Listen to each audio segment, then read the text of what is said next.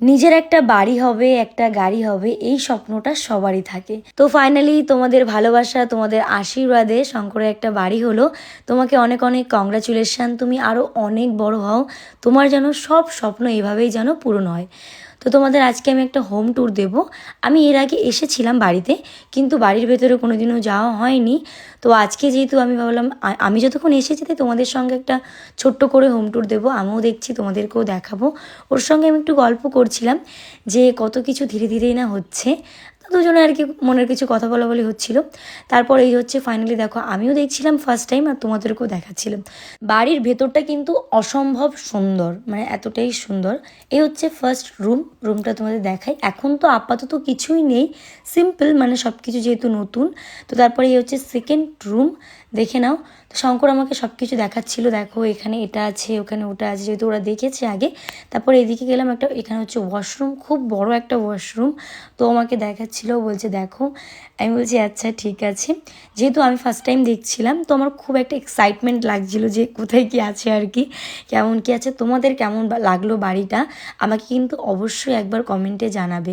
সব ছেলেরই না একটা স্বপ্ন থাকে যে নিজের একটা বাড়ি হবে, একটা গাড়ি হবে। তো বাড়িতেও হলো, আশা করি আশীর্বাদে গাড়িটাও খুব তাড়াতাড়ি হবে।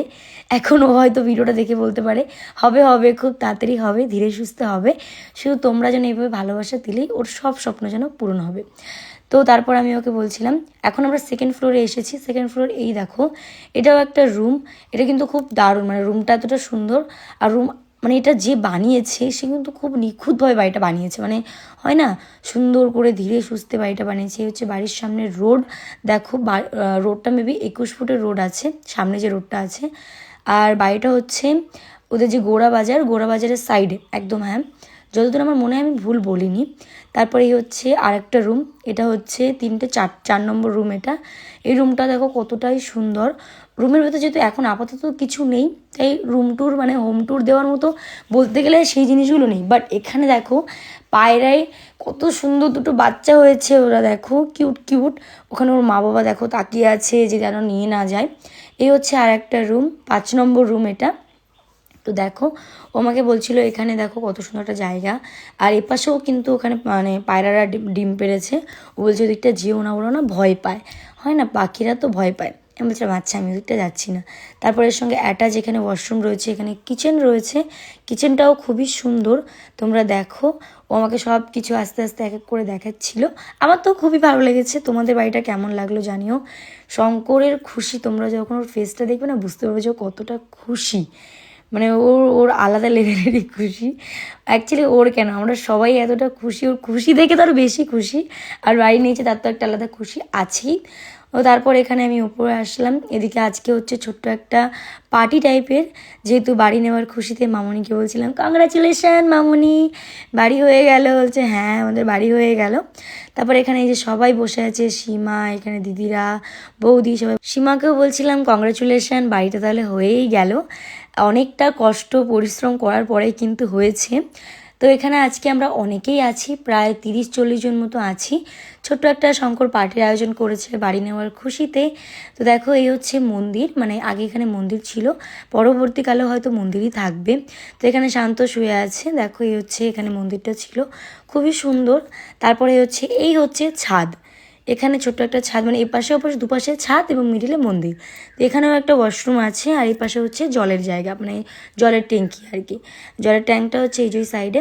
তো আমি পুরো বাড়িটা তোমাদের ঘুরে দেখালাম।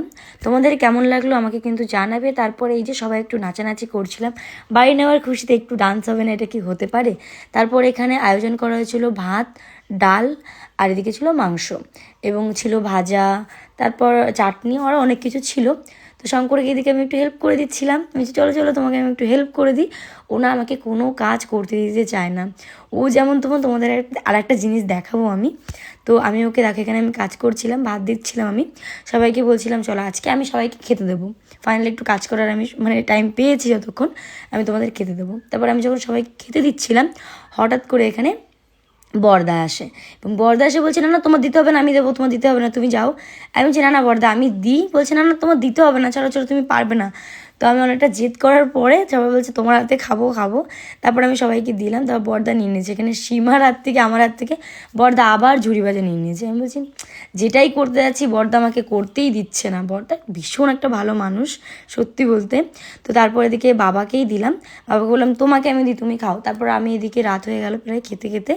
এটা ছিল আমাদের দুপুরের খাওয়া, যেহেতু সবাইকে খাওয়া দাওয়া দেওয়ার পরে তারপরে এখানে আমরা সবাই খেতে বসেছিলাম, দাদা বৌদি পাপ্পুদা আমি রিমি সবাই একসঙ্গে। টাটা সবাইকে।